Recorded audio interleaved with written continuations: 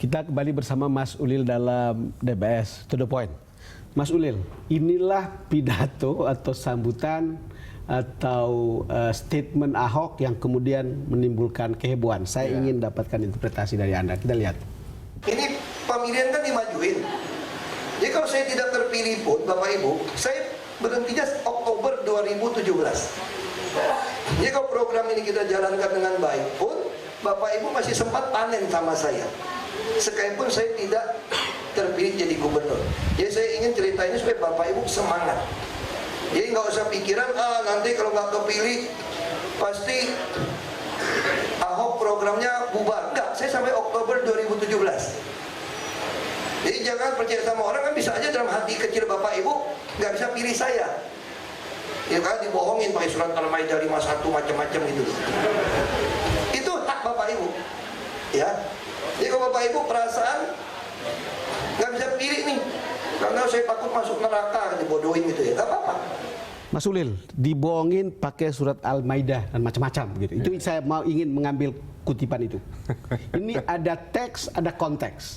Saya tidak tahu persis dan saya tidak ada di sana.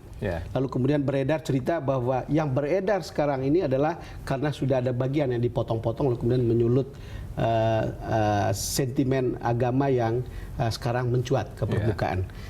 Kalau lihat atau dengar statement itu, apa komentar Anda? Pertama saya ingin mengatakan bahwa saya yakin 100% bahwa Ahok tidak ingin menghina ataupun melecehkan. Bukan Ahokers Anda kan? Kenapa? Anda bukan Ahokers kan? Saya bukan Ahokers ya. Tetapi saya yakin betul bahwa Pak Ahok ini bukan ingin menista Islam atau menista Al-Quran seperti dituduhkan kepada Pak Ahok. Kalau kita lihat pidatonya sebetulnya kan konteksnya adalah pertama santai, tidak ada, itu bukan ceramah agama. Yang kedua ya istilah dibohongi pakai Al-Quran itu kan ya orang dibohongi bisa pakai apa saja. Bisa pakai Injil juga. Bisa pakai Injil, bisa pakai macam-macam orang bohong. Bisa pakai Bhagavad Gita, bisa. Jadi membohongi bisa pakai apa saja. Jadi gini, gini, saya ingin mengatakan bahwa mungkin memang Pak Ahok ini mengatakan itu tidak taktis, tidak tepat, politically incorrect. Dalam situasi yang sekarang ini polarizing ya, polarisasinya luar biasa dan dia kan sedang kepengen terpilih kembali. Tiba-tiba dia mengatakan begitu, itu menurut saya memang dari sudut kampanye itu tidak strategis, tidak taktis, tidak proper. Jadi tidak proper. Ya. Makanya Anda hanya menyebut itu sebagai politically incorrect. Incorrect. Saya mengatakan itu politically incorrect, bukan Islamically atau religiously incorrect, tapi politically incorrect. Ya, secara politik memang nggak pas saja. Tetapi apakah itu tindakan yang bisa disebut penistaan agama? Saya mengatakan 100% no. Anda berbeda sekali dengan sikap mainstream yang sekarang berkembang di sosmed minimal. Ya. Gini, kita harus tahu bahwa orang-orang yang selama ini mempermasalahkan itu ya sebetulnya kan orang-orang yang memang sejak semula punya posisi yang kontra kepada Pak Ahok ya. Lalu menggunakan sentimen agama. Saya tadi mengatakan bahwa kalau Anda kontra Pak Ahok, kontralah dengan cara yang bagus. Dengan cara mempermasalahkan kebijakan-kebijakan dia yang beberapa memang tidak tepat.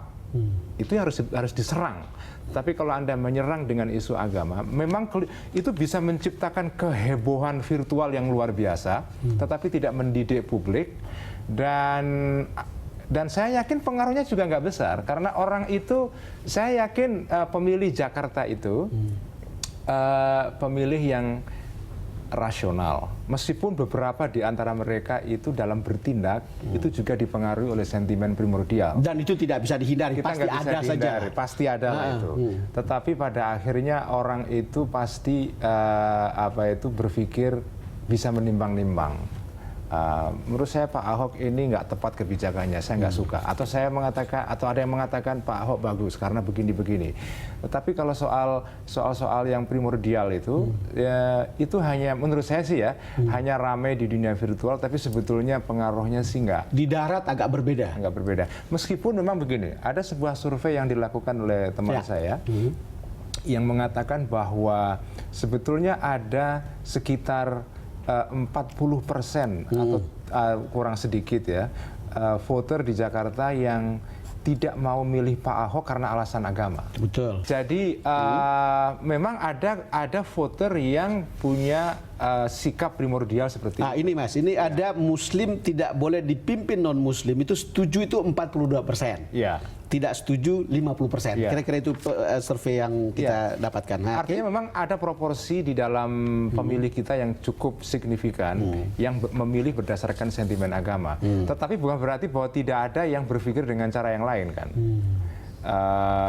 Jadi menurut saya sih kalau bisa saya sih mengharap pada minggu-minggu mendatang ini pilkada kita di DKI ini berubah diskusinya menjadi lebih produktif dengan mempersoalkan, menginvestigasi, menginterogasi, mempersoalkan lebih in-depth tentang kebijakan apa itu Pemda yang sekarang ketimbang mempermasalahkan isu-isu yang seperti ini. Saya tuh terus terang ini pengaruhnya bukan sekedar di Twitter ataupun di Facebook loh, Mas Dan Bosco, tapi WA group. Oh iya, aduh, seru di situ. Aduh, itu seru. Kita capek juga seperti itu. Tetapi kan? Kalau nggak maju-maju juga perdebatannya. Al-Maidah 51, Al-Maidah 51. Kalau Mas Ulil lihat dari 3 pasangan ini, kalau lihat ini kan semua orang mengatakan kita akan naik kelas. Ini persoalan sektarian ini nggak bakal diangkat nih. Lihat Ahok Jarot, lihat Anies Sandi, lihat Agus Silvi, orang mulai berpikir. Tapi di luar itu gimana? Kalau ini pandangan Anda? Tapi gini, jangan-jangan memang ada orang yang kepingin kita stuck di situ supaya supaya nggak maju-maju diskusi. Siapa orang-orang begitu? Ya makanya jadi kenapa ini kok seperti itu terus ya? Mungkin ada orang yang diuntungkan dengan publik selalu stuck di isu itu, nggak bergerak lebih jauh. Itu saya khawatirnya juga begitu. Makanya menurut saya kita mencoba bergerak lebih maju lagi, tidak stuck di situ. Sudahlah, selesai dengan demonstrasi kemarin hari Jumat itu. Selanjutnya mari kita lebih produktif dengan berbicara soal program. Sebetulnya ada beberapa kalangan yang sudah berbicara pada level substansi program ya atau kebijakan ya. Tapi memang selalu itu di dunia virtual, di dunia media sosial itu ditenggelamkan memang. Ini saling berteriak untuk kemudian satu menenggelamkan yang lain. Oke, Mas Ulil, kita jeda lagi. Pemirsa, kami akan segera kembali.